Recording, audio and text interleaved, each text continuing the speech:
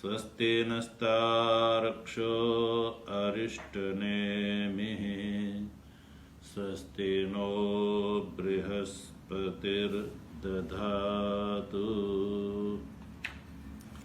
ॐ शान्तिः शान्तिः शान्तिः। शङ्करं शङ्कराचार्यं केशवं बादरायणं सूत्रभाष्यकृतौ वन्दे भगवन्तौ पुनः पुनः।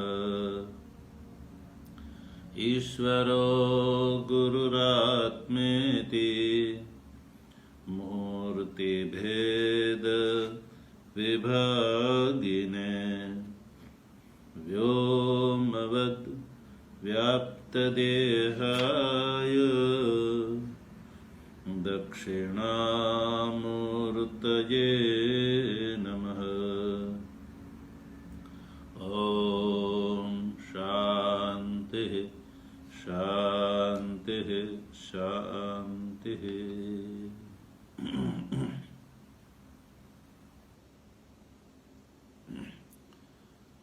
तत्व जिज्ञासु सज्जनों,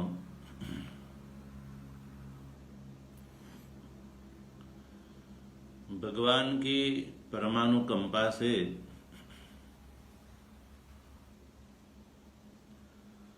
अनंत श्रीमद स्वामी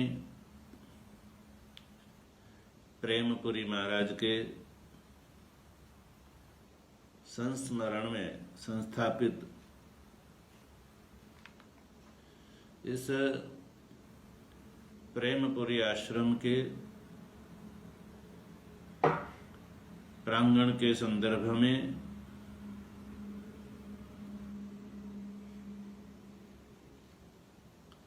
स्वाध्याय श्रृंखला के अंतर्गत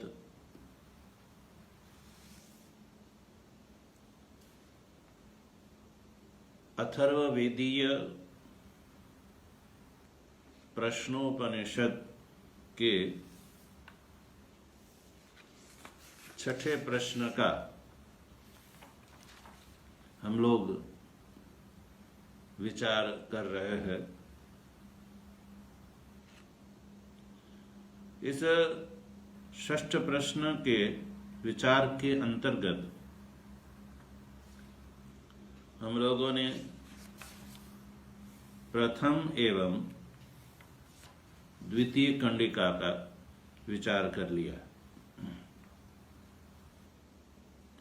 आपको याद दिला दे कि इस प्रश्न में सुकेशा भारद्वाज पिपला जी की शरण में जाकर के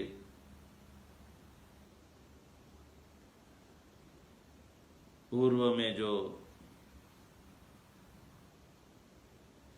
उनके पास राजपुत्र ने आकर के जो प्रश्न किया था, वही प्रश्न भारद्वाज जी पिपला जी के प्रति करते हैं। प्रश्न का स्वरूप है, षोडश कलम पुरुषम त्वा पृच्छामि क्व असौ पुरुष। कहा कि हे भगवान, मैं उस राजपुत्र के द्वारा जो मेरे को जो पूछा गया था, वो जो षोडश कल यानी 16 कला वाला जो पुरुष है, उस पुरुष के विषय में मैं आपको पूछता हूं। असौ पुरुषः क्व, ये जो पुरुष है वो क्व यानी कहां पर है, वो आप बताइए। प्रथम कंडिका में ये प्रश्न है और द्वितीय कंडिका में पिपलाद जी ने उत्तर दिया है और उत्तर है इहेव शरीरे, इहेव अंतः शरीरे सपुरुषः। पिपलाद जी ने कहा कि स पुरुष, स यानी तुम्हारे द्वारा जिस पुरुष के विषय में प्रश्न किया गया है, 16 कला वाले पुरुष के विषय में जो प्रश्न किया गया है, वो पुरुष यह एव अंतः शरीर, यह माने ये जो शरीर है, यह शरीर है, ये जो शरीर है उस शरीर में वो पुरुष स्थित है। यह के बाद जो एवकार है उससे श्रुति का अभिप्राय यह है कि यह एव यानी इस शरीर में ही ये पुरुष विद्यमान है। और शरीर से भी, शरीर में किस जगह, तो कहा अंतः। अंतः से अभिप्राय है जो हृदय पुंडरिक आकाश है उसके मध्य में ही ये पुरुष विद्यमान है। एवकार से अन्य स्थान की व्यावृत्ति हो जाती है। तो मन में प्रश्न उठता है कि उपनिषदों में तो परमात्मा को सर्वत्र बताया गया है, तो क्या अन्य जगह नहीं हो सकता? तो ऐसी बात नहीं है। यहां एव का अभिप्राय ये है कि वो जो षोडश कला वाला पुरुष है, उस पुरुष का अनुभव हृदय में ही हो सकता है। उसका आत्मत्वेन अनुभव, स्वरूपत्वेन अनुभव हृदय में ही हुआ करता है। इसलिए जब कहा जाता है कि अंगुष्ठ मात्र पुरुषोंतरात्मा सदा जनानां हृदये सन्निविष्टः, अंगुष्ठ मात्र पुरुष जो अंतरात्मा है सभी प्राणियों के हृदय में विद्यमान है तो सर्वत्र, सर्वत्र होते हुए भी उस परमात्मा का अपने स्वरूप से अनुभव, आत्मत्वेन अनुभव हृदय कमल में ही संभव है। इसलिए जहां पर अनुभव होता है वहां उसकी स्थिति बताई गई। क्योंकि हृदय जो है, अंतकरण जो है, हृदय से अभिप्राय मांस खंड नहीं किंतु अंतकरण। अंतकरण चूंकि सत्व गुण से बना हुआ है इसलिए उसमें ही ज्ञान संभव है। रजोगुण से तो क्रिया संभव है, इसलिए अंतकरण हमारा सत्व गुण से निर्मित है, इसलिए अंतकरण में ही बोध हो सकता है। यद्यपि सर्वत्र घट-घट, पत्थर, मिट्टी सब में परमात्मा विद्यमान है, किंतु परमात्मा का केवल उसमें सदरूप ही प्रतीत होता है। जड़ पदार्थ में परमात्मा का सदरूप प्रतीत होता है, चिद्रूप और आनंद रूप प्रतीत नहीं होता है। और जो क्रियावान पदार्थ है, रजोगुण से निर्मित जो पदार्थ है, जैसे इंद्रिया वगैरह है, कर्म इंद्रिया वगैरह, तो उसमें परमात्मा के सदरूप एवं चिद्रूप दोनों की प्रतीति होती है, किंतु आनंद रूप की प्रतीति नहीं होती है। किंतु सत्वगुण से जो निर्मित अंतःकरण है, उस अंतःकरण में सद्रूप, चिद्रूप और आनंद रूप, इस प्रकार से परमात्मा का जो पूर्ण रूप है, उस पूर्ण रूप की प्रतीति अंतःकरण में संभव है। इसलिए इहेव अंतः शरीरे, इस प्रकार से पिपलाद जी ने उत्तर दिया कि स पुरुषः अंतः शरीरे इहेव, इस अंतःकरण में ही ये विद्यमान है। और उसका विशेष रूप से परिचय बताया कि यस्मिन् एताः षोडश कलाः प्रभवन्ति। यस्मिन् माने जिसमें, ये जो है 16 कला, इन 16 कलाओं का नाम खुद पिपलाद जी इस प्रश्न के आगे बताएंगे। ये जो 16 कलाएं है, यस्मिन् प्रभवन्ति, उसी में ही जो है प्रभवंती यानी जो है उत्पन्न होती है। 16 कलाएं उस पुरुष में ही उत्पन्न होती है, उसमें स्थित होकर के रहती है, उसमें ही लीन होती है। अतः भाष्यकार ने लिखा न देशांतरे विज्ञेय, देशांतर में विज्ञेय नहीं है, किंतु हृदय पुंडरिक आकाश के मध्य में ही ये अपने आत्मत्वेन स्वरूप से ही ये विज्ञेय है।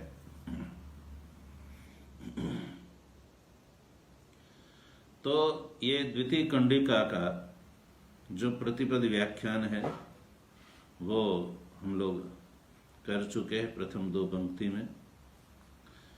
उसके बाद यस्मिन् एताः षोडश कलाः प्रभवन्ति, ये जो श्रुति वाक्य है, उस श्रुति वाक्य का तात्पर्य भगवान भाष्यकार षोडश कला भी उपाधि भूता भी इस भाष्य पंक्ति के द्वारा बता रहे हैं। कहा कि षोडश कला भी उपाधि भूता भी सकल एवं निष्कल पुरुष लक्ष्यते अविद्या इति, यानी उपाधि भूता जो षोडश कला है, जो उपाधि भूता है, आत्मा की उपाधि है, वो आत्मा का विशेषण नहीं है, आत्मा का साक्षात अवयव नहीं है, किंतु वो उपाधि है। ऐसी उपाधि भूत जो षोडश कला है, उस षोडश कला के द्वारा वस्तुतः ये पुरुष निष्कल है। निष्कल पुरुषः उपाधि भूता भी षोडश कला भी सकल इव लक्ष्यते। पारमार्थिक रूप से ये जो पुरुष है वो निष्कल है, कला से रहित है, फिर भी उस पुरुष से जो अभिन्न रूप से उत्पन्न होने वाली जो ये 16 कला है, जो आत्मा की उपाधि है, उस उपाधि भूत जो 16 कलाओं के द्वारा वो जो पुरुष है वो निष्कल होते हुए सकल इव, वस्तुतः वह सकल नहीं है, सकल इव, सकल के समान वो लक्षित होता है। तो लक्षित किससे लक्षित होगा? तो का अविद्या के द्वारा वो पुरुष निष्कल होते हुए भी सकल के समान हो प्रतीत होता है, लक्षित होता है। अतः ये षोडश कला का प्रभाव इस आत्मा से बताया। तो प्रश्न उठता है, तो केवल आत्मा का प्रदर्शन बता देना चाहिए, उस पुरुष से कला की उत्पत्ति क्यों बताई गई? तो भाष्यकार इस बात को ध्यान में रख करके कहा कि तद उपाधि कला अध्यारोप अपनयेन विद्या स पुरुष केवल दर्शयितव्य। केवल उस पुरुष का जो है दर्शन वैसे नहीं हो सकता है, किंतु उपाधि रूप जो कला है उस कलाओं का उसमें अध्यारोप किया जाएगा, अध्यारोप के बाद उसका अपवाद किया जाएगा विद्या के द्वारा। तो उस विद्या के द्वारा वो जो 16 कला वाला पुरुष है वो केवल दर्शयितव्य, केवल पुरुष को दिखाना है, इसलिए पहले उसमें 16 कलाओं का अध्यारोप होगा और अध्यारोप के बाद उसका विद्या के द्वारा अपवाद होगा। इसलिए यही प्रक्रिया है उपनिषद की परमात्मा को दिखाने की। इसलिए कलानाम तत्प्रभवत्वम उच्यते। इसलिए कलानाम प्राणादीनाम कलानाम, प्राणादीनाम ये यह कला के आगे ले आ सकते हैं। प्राणादीनाम कलानाम तत्प्रभवत्वम उच्यते। इसलिए प्राणादि जो कलाएं है उस कला का तत्प्रभवत्वम यानी उस 16 कला वाले पुरुष से ही प्रभव यानी उत्पत्ति आगे कही गई है। तो फिर उसी को ये दिखाना चाहिए, तथैव प्रदर्शनीय। उसमें हेतु बताते हुए भाष्यकार लिखते हैं कि अत्यंत निर्विशेषे ही अद्वये शुद्धि तत्वे न शक्य अध्यारोपम अंतरेण प्रतिपाद्य प्रतिपादनादि व्यवहार कर्तुम कलानां प्रभव स्थिति अप्या आरोप्यन्ते। कहा कि जो निष्कल पुरुष है, वो जो निर्विशेष है, अद्वय है, शुद्ध है, इस प्रकार का जो तत्व है, उस तत्व का जो है प्रतिपाद्य प्रतिपादनादि जो व्यवहार है, यानी उस तत्व का प्रतिपादन करना है, प्रतिपादन करने वाला प्रतिपादन, ये जो उपनिषद है, प्रतिपाद्य प्रतिपादन आदि जो व्यवहार है गुरु शिष्य के रूप में, वो जो व्यवहार अध्यारोपम अंतरेण न शक्य, अध्यारोप के बिना संभव नहीं, शक्य नहीं है। इसलिए अध्यारोप करके पहले अध्यारोप किया जाएगा, अध्यारोप के बाद विद्या के द्वारा अपवाद कर लेने पर ही उस पुरुष का बोध अत्यंत निर्विशेष होते हुए भी अद्वय और शुद्ध तत्व का बोध हो सकता है। इसलिए अध्यारोप के बिना जब प्रतिपाद्य प्रतिपादनादि जो व्यवहार है वो शक्य नहीं है, कर्तुम न शक्यम।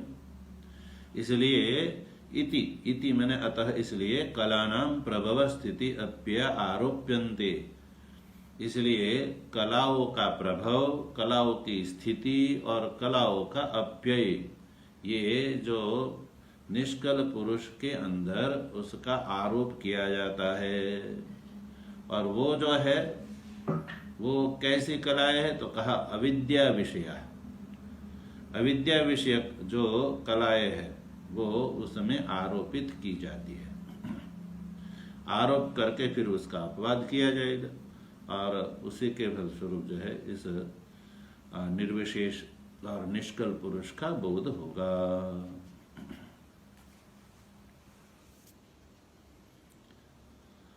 अविद्या विषय का अर्थ है जो अविद्या के अधीन जो ये जो कलाओं का प्रभाव, स्थिति और अप्यय है, वो उस निष्कल पुरुष परमात्मा में उसको आरोपित किया जा रहा है। अब ये जो है ये कलाओं का प्रभाव, कलाओं की स्थिति और कलाओं का अप्यय, वो ये परमात्मा यानी अब ये पुरुष, निष्कल पुरुष से वो अतिरिक्त नहीं है। उनका जो चैतन्य रूप जो अधिष्ठान है, कलाओं का प्रभाव, उत्पत्ति, स्थिति और लय, वो जो है अधिष्ठान के बिना तो हो नहीं सकता है। तो चैतन्य रूप अधिष्ठान के बिना वो उसकी स्थिति संभव नहीं है।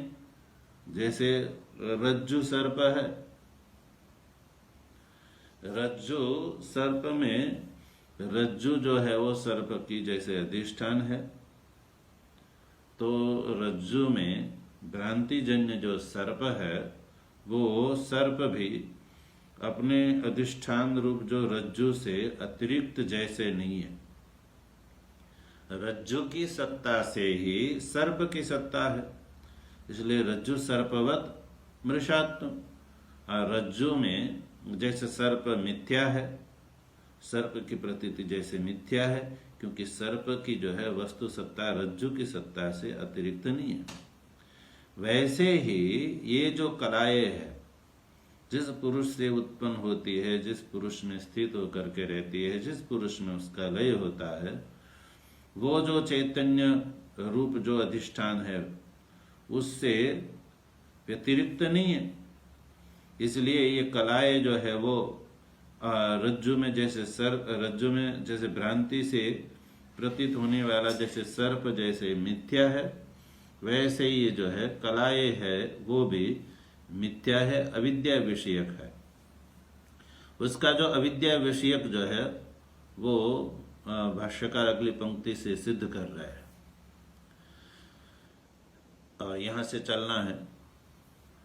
चैतन्य अव्यतिरेकेण एव ही कला जायमाना तिष्ठन्त्यः प्रलीयमानाश्च सर्वदा लक्ष्यन्ते। ये जो कला है, कैसी कला? तो कहा जायमाना कला, जो षोडश कला पुरुष से जो उत्पन्न होने वाली जो कला है, जायमाना कला, तिष्ठन्त्यः कला, और उसमें ही स्थित होकर के रहने वाली जो कलाएं है, प्रलीयमानाश्च कला, और उसमें ही उस निष्कल पुरुष में ही लीन होने वाली जो कलाएं है, वो कलाएं चैतन्य अव्यतिरेकेण एव ही सर्वदा लक्ष्यन्ते। इस पंक्ति का जो है क्रम बिठाओगे तो ऐसा होगा कि जायमाना कला, तिष्ठन्त्यः कला, प्रलीयमानाश्च कला सर्वदा चैतन्य अव्यतिरेकेण एव ही लक्ष्यन्ते। पुरुष से उत्पन्न होने वाली, पुरुष में स्थित होकर के रहने वाली, पुरुष में लीन होने वाली जो कला है, वो कला की अपनी अलग से कोई सत्ता नहीं है। वो कला चैतन्य अव्यतिरेकेण एव ही लक्ष्यन्ति, चैतन्य से अव्यतिरिक्त होकर के अभिन्न रूप से ही वो लक्षित होती है। जैसे रज्जु में प्रतीत होने वाला जो सर्प है, वो रज्जु से व्यतिरिक्त नहीं है, रज्जु से अभिन्न होकर के ही वो लक्षित होता है। अतः सर्प की जो सत्ता है वो रज्जु की सत्ता से ही है। रज्जु की सत्ता से अतिरिक्त सत्ता का अभाव है सर्प की सत्ता का। ठीक इसी प्रकार से ये जो है उत्पन्न होने वाली कला है, ये जो कलाएं है, उत्पत्ति स्थिति और लय से युक्त जो कला है, वो कला अपना उनका जो अधिष्ठान चैतन्य है उससे अव्यतिरिक्त सर्वदा लक्ष्यन्ते। सर्वदा माने जो है, सर्वदा से अभिप्राय है सुषुप्ति और जागृत अवस्था में, सुषुप्ति जागर्य हो, सर्वदा लक्ष्यन्ते, सब वो जो है लक्षित होती है, लक्ष्यन्ते प्रतीत होती है।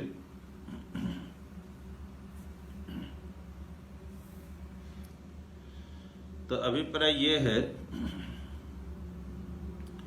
कि जो कलाएं है वो चैतन्य अव्यतिरिक्त है, चैतन्य से वो अलग नहीं है। चैतन्य रूप अधिष्ठान ही कलाओं का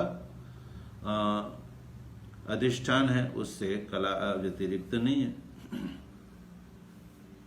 अतः जो कलाएं है वो मिथ्या है और चैतन्य ही जो है तीनों काल में रहता है। अब ये जो है कलाओं का चैतन्य से अभिन्नत्व, चैतन्य अव्यतिरिक्तत्व जो है लक्षित जो होता है, उसको वो जो हेतु है वो विज्ञानवादी की भ्रांति से वो दृढ़ कर रहे आगे भाष्यकार। यहाँ पर जो है विज्ञानवादी और शून्यवादी, नैयायिक और लोकायत के मत का जो है भाष्यकार उल्लेख कर रहे हैं। सिद्धांत ये है कि कलाएं जो है वो चैतन्य रूप अधिष्ठान से अतिरिक्त नहीं है। जैसे सर्प है वो रज्जु से अतिरिक्त, रज्जु रूप अधिष्ठान से अतिरिक्त नहीं है। सर्प की प्रतीति जो है भ्रांति से जन्य है, और यहाँ पर भी जो षोडश कलाएं है वो चैतन्य रूप अधिष्ठान से अतिरिक्त नहीं है और वो अविद्या विषयक है। ये जो बात है वो जो है विज्ञानवादी के जो भ्रांत है, विज्ञानवादी भ्रांत पुरुष वो कैसा मानते हैं उसको यहाँ पर भगवान भाष्यकार उसका उल्लेख कर रहे हैं दृढ़ करने के लिए, हेतु को दृढ़ करने के लिए। अब यहाँ पर हेतु है चैतन्य अव्यतिरिक्तत्व। ये जो है हेतु है उसको दृढ़ करने के लिए विज्ञानवादी क्या मानते हैं उसका उल्लेख करते हैं। अतएव भ्रांतः केचित् अग्निसंयोगाद् घृतम् इव घटादि आकारेण चैतन्यम् एव प्रतिक्षणं जायते नश्यति इति तन्निरोधे शून्यम् इव सर्वम् इति अपरे घटादि विषयं चैतन्यं चेतयितुः नित्यस्य आत्मनो अनित्यं जायते विनश्यति इति अपरे चैतन्यम भूतधर्म इति लोकायतिका।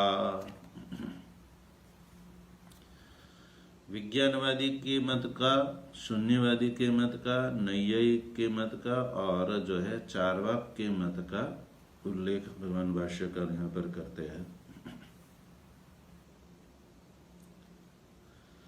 तो कहा यहाँ जब कहा कि अतएव भ्रांतः केचिद, केचिद भ्रांतः, कोई जो है भ्रांत है, यहाँ से भ्रांत से अभिप्राय है विज्ञानवादी। केचिद भ्रांतः, कोई जो है भ्रांत, भ्रांत पुरुष कौन है? वो विज्ञानवादी। वो क्या मानते हैं? वो मानते हैं कि अग्नि संयोगाद घृतम एव घटादि आकारेण चैतन्यम एव प्रतिक्षणम जायते नश्यति इति। कहते हैं जैसे अग्नि संयोगाद घृतम, अग्नि के संयोग से जैसे जो घृत है, घृत है वो जब पिघल जाता है, जो घनीभूत हुआ जो घृत है वो अग्नि संयोग से जैसे पिघल जाता है, तो पिघल जाता है तो फिर वो जो है उसका जो है काठिन्य नहीं रहता है, फिर वो प्रवाही के रूप में प्रतीत होने लगता है। तो कि अग्नि संयोग से जैसे घृत का काठिन्य है वो जैसे समाप्त हो जाता है, ठीक उसी प्रकार से घटादि आकारेण चैतन्यम एव प्रतिक्षणम जायते नश्यति इति। अतः घटादि के आकार से जो चैतन्य है वो चैतन्य घटादि के आकार के रूप में प्रतिक्षणम, प्रत्येक क्षणम जायते यानी उत्पन्न होता है और नश्यति इति। प्रत्येक क्षण में वो चैतन्य जो है वो उत्पन्न होता है और नष्ट होता है। यानी विज्ञानवादी का ये कहना है कि ये जो है चैतन्य है वो घटादि आकार से भिन्न नहीं है, किंतु घटादि के आकार में चैतन्य ही उत्पन्न होता है और नष्ट होता है। ये विज्ञानवादी का मत है, विज्ञानवादी ऐसा मानते हैं। और सिद्धांत में आप इस बात को ध्यान में रखिए कि चैतन्य जो ये जो कलाएं है वो चैतन्य रूप अधिष्ठान से अलग नहीं है। यानी चैतन्य जो है वो तीनों कालों में है और कला से अतिरिक्त है। और कला की वस्तु सत्ता नहीं है, चैतन्य की वस्तु सत्ता है। ये सिद्धांत है, किंतु भ्रांत जो विज्ञानवादी ऐसा मानते हैं कि चैतन्य जो है वो घटादि के आकार से प्रत्येक क्षण उत्पन्न होता है और नष्ट होता है। और दृष्टांत जैसे अग्नि के संयोग से जैसे घृत जो है पिघल जाता है तो उसको और फिर ठंडी में जम जाता है तो वो घटा काठिन्य रूप से उसकी उत्पत्ति और फिर काठिन्य का जब अभाव हो जाएगा, पिघल जाएगा, तब उसको जैसे नाश मानते हैं, वैसे ही चैतन्य का घटादि के आकार के रूप में उत्पत्ति फिर जो है उसका नाश, ये विज्ञानवादी मानते हैं। और तन निरोधे शून्यम इव सर्वम इति अपरे,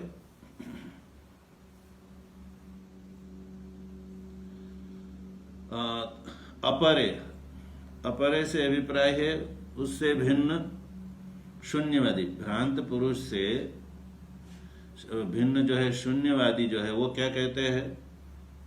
शून्यवादी का मत क्या है? तो कहते हैं तन निरोधे शून्यम इव, तन निरोधे, यानी उसका कहना है कि इनका निरोध हो जाने पर, तत् के निरोध होने पर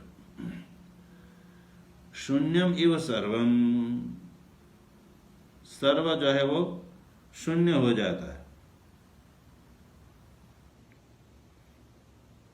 चैतन्य का निरोध होने पर सब शून्य हो जाता है। ये जो है शून्यवादी का मत है। यानी जो है उत्पद्यमान जो है संसार है, उसकी समाप्ति होने पर वहाँ चैतन्य कुछ रहता ही नहीं है। घटादि आकार का जब उत्पत्ति और नाश हो जाता है, वो सब जो है निरोध हो जाता है, तब उसका कहना है कि वो सब सर्वम शून्यमिति अपर है। अब नैयायिक क्या कहते हैं? घटादि विषयम चैतन्यम चेतयितुः नित्यस्य आत्मन अनित्यम जायते विनश्यति इति अपरे। ये नैयायिक का मत है। नैयायिक का ये कहना है, उनका कहना है कि घटादि विषयम चैतन्यम, कहना है कि जो घटादि विषयक जो चैतन्य है, जो आत्मनः घटादि विषयम चैतन्यम, उस पंक्ति को थोड़ा वाक्य में बिठाएंगे। घटादि विषयम चैतन्यम चेतयितु नित्यस्य आत्मनः, नित्यस्य आत्मनः घटादि विषयम चैतन्यम अनित्यम जायते विनश्यति। यानी नित्यस्य आत्मनः, जो नित्य आत्मा है, उस नित्य आत्मा का घटादि विषयम जो चैतन्य है, घटादि विषयक जो है अनित्यम चैतन्य है। अनित्यम को चैतन्य के आगे लगा लीजिए। यानी नित्य, पंक्ति को ऐसे बिठाइए, नित्यस्य आत्मनः घटादि विषयम अनित्य चैतन्यम जायते विनश्यति। यानी जो नित्य आत्मा है, उस नित्य आत्मा का जो घटादि विषयक अनित्यम, जो अनित्य चैतन्य है, वो जायते यानी उत्पन्न होता है, और विनश्यति यानी वो नष्ट हो जाता है। ये कौन मानते हैं? तो कहा कि अपरे यानी नैयायिक मानते हैं। और चतुर्थ मत है चैतन्यम भूत धर्म इति लौकायतिकाः। कहते हैं चैतन्य जो है वो घटादि विषय से चैतन्य अलग है ही नहीं है। सिद्धांत में तो चैतन्य को इन कलाओं से अतिरिक्त माना है, घटादि से अतिरिक्त माना है। घटादि से अतिरिक्त है, घटादि तो भ्रांतिजन्य है। किंतु लोकायतिक क्या कहते हैं? चैतन्य भूतों का धर्म है। चैतन्यम भूत धर्म, भूत से अतिरिक्त चैतन्य नहीं है, चैतन्यम भूत धर्म इति लोकायतिकाः। ये जो है लोकायतिकों का कहना है। लोकायतिक यानी चार्वाक। आप लोग जानते हैं कि हमारे यहाँ भारतवर्ष में मुख्य रूप से द्वादश दर्शन का जो है विचार अनादिकाल से चला आ रहा है। उसमें जो षट दर्शन है वो आस्तिक है, और छह दर्शन नास्तिक है।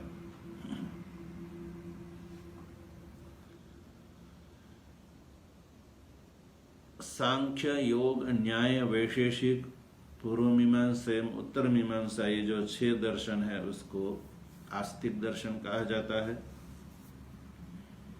और चार बौद्ध दर्शन, सौत्रांतिक, वैभाषिक, योगाचार एवं माध्यमिक, और उससे अतिरिक्त जैन और चारवाक, ये मिलकर के छह दर्शन जो है वो नास्तिक दर्शन माने जाते हैं। ये जो है अध्यात्म के संबंध में सबका अपना अपना विचार है। यहाँ पर जो है वेदांत के सिद्धांत को कि जो चैतन्य रूप अधिष्ठान से घटादि का अभिन्नता, घटादि के अभिन्नता रूप जो है ये वेदांत का सिद्धांत है, उसको और दृढ़ करने के लिए यहाँ पर इन चार मत का भाष्यकार ने उल्लेख किया है। विज्ञानवादी, शून्यवादी, नैयायिक एवं लोकायतिक का।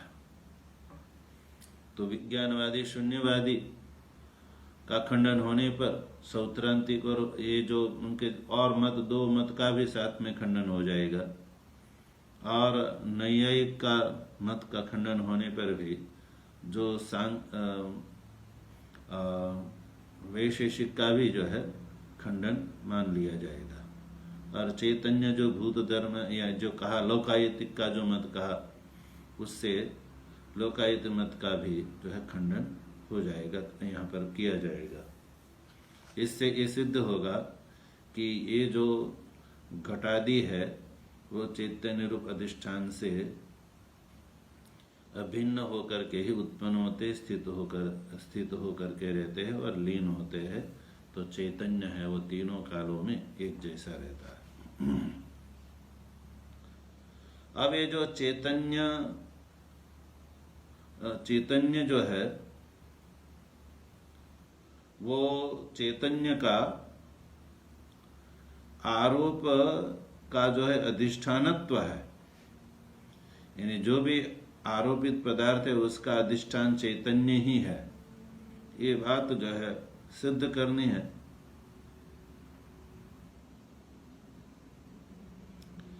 जो भी घटादि विषय जो आरोपित पदार्थ है, उस आरोपित पदार्थ का अधिष्ठान चैतन्य है।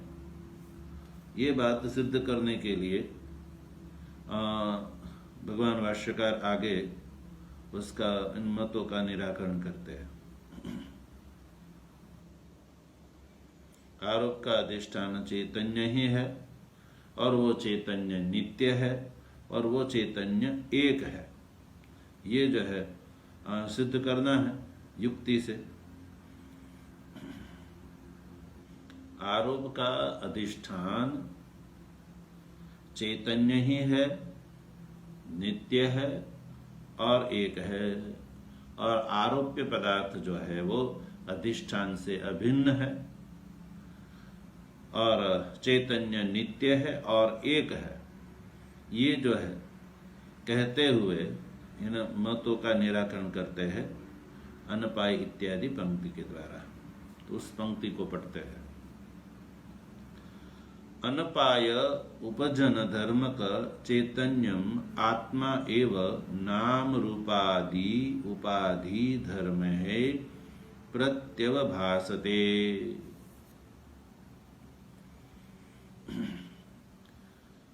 उन चारों मतों का निराकरण करते हुए भाष्यकार कहते हैं, अनपाय उपजन धर्मक चैतन्यम आत्मा एव, यानी अनपाय और उपजन धर्मक चैतन्य।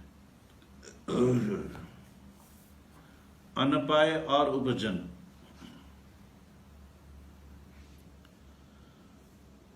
यानी उत्पत्ति और विनाश जो धर्म है, उस धर्म से रहित। अपाय और उपजन दोनों के मिलाकर आगे अन लगा लिया, यानी उपाय और उपजन से रहित। अतः अनपाय उपजन धर्मक जो चैतन्य है वो आत्मा ही नाम रूपादि उपाधि धर्म से प्रत्यवभासते। ये सिद्धांत है। उत्पत्ति और विनाश धर्म से रहित जो चैतन्य है, चैतन्य आत्मा है, वो ही नाम रूपादि जो उपाधि धर्म से प्रतीत हो रहा है। यानी नाम और रूप जो उपाधि धर्म है, उस धर्म से युक्त होकर के ये जो घट है, नाम है, कंबुग्रीवादिमान जो रूप है इत्यादि जो है वो नाम रूपादि, नाम रूप जो उपाधि धर्म है, उस उपाधि धर्म के द्वारा जो है चैतन्य आत्मा ही प्रतीत होता है। यानी नाम रूप जो उपाधि है वो चैतन्य अधिष्ठान से अतिरिक्त नहीं है। यदि आपको रज्जु में सर्प प्रतीत हो रहा है तो वो जो है रज्जु ही सर्प से प्रतीत हो रही है। रज्जु ही सर्प के रूप में जैसे प्रतीत होती है, वैसे ही ये जो नाम रूप जो उपाधि है, जो ये संसार है, नाम रूप उपाधि वाला ये जो संसार है, वो संसार रूप उपाधि धर्म से जो चैतन्य आत्मा ही प्रतीत होता है। और वो चैतन्य आत्मा कैसा है? उपाय, अपाय और उपजन से रहित। अपाय यानी विनाश, उपजन यानी उत्पत्ति। उत्पत्ति और विनाश से रहित जो चैतन्य आत्मा है, वो ही उपाधि धर्मों के रूप में प्रतीत होता है।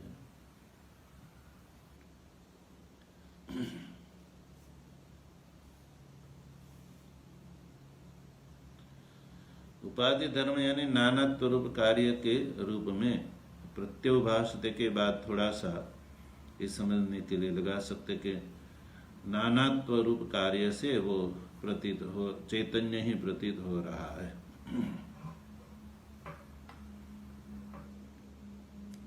और उसी को ही आगे जो है श्रुति के माध्यम से भी उसको बताया जा रहा है।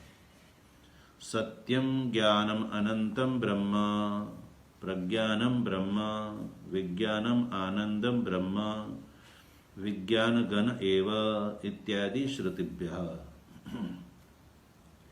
ये श्रुतियों के माध्यम से यही निश्चित होता है कि उपाय और उपजन धर्म से रहित यानी उत्पत्ति और विनाश से रहित जो चैतन्य आत्मा है, वही नाम रूप उपाधि के धर्म वाला होकर के प्रतीत हो रहा है।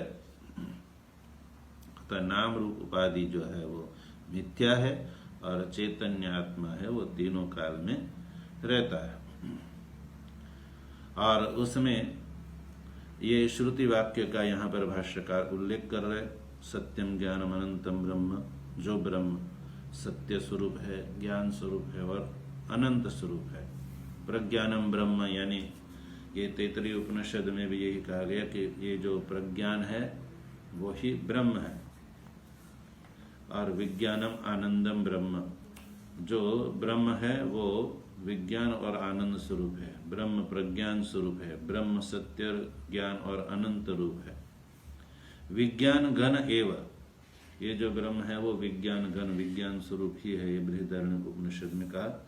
इत्यादि जो है श्रुतिभ्य, ये इन श्रुतियों के द्वारा ये निश्चित होता है। अतः ये जो पक्ष है विज्ञानवादी का और शून्यवादी का पक्ष, नैयायिकों का और लोकायति का जो प्रपक्ष है, वो श्रुति से विरुद्ध है। श्रुति के साथ उनके पक्ष का मेल नहीं खा रहा है। इसलिए श्रुति से विरुद्ध होने से उस पक्ष को स्वीकार नहीं करना चाहिए, उस पक्ष को त्याग कर देना चाहिए। इसलिए वो पक्ष मानने योग्य नहीं है। श्रुति सिद्ध पक्ष ही मानने योग्य है। श्रुति सिद्ध पक्ष क्या है? श्रुति सिद्ध पक्ष यही कि ये जो है आरोपित पदार्थ है वो चैतन्य अधिष्ठान से अतिरिक्त नहीं है, और वो आरोपित पदार्थ का जो अधिष्ठान है, जो चैतन्य, वो नित्य है और एक है। ये जो है श्रुति सिद्धांत है। तो इन श्रुति वाक्यों के द्वारा ये जो है सिद्ध हुआ।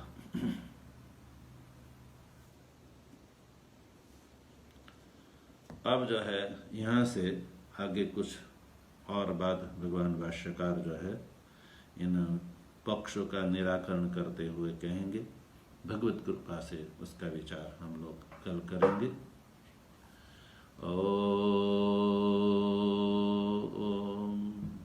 भद्रं कर्णेभिः शृणुयाम देवाः भद्रं पश्येमाक्षभिर्यजत्राः स्थिरैरङ्गैस्तुष्टुवागुंसस्तनूभिर्व्यसेम देवहितं यदायुः स्वस्ति न इन्द्रो वृद्धश्रवाः स्वस्ति नः पूषा विश्ववेदाः स्वस्ति नस्तार्क्ष्यो अरिष्टनेमिः स्वस्ति नो बृहस्पतिर्दधातु ॐ शान्तिः शान्तिः शान्तिः। शङ्करं शङ्कराचार्यं केशवं बादरायणं सूत्रभाष्यकृतौ वन्दे भगवन्तौ पुनः पुनः।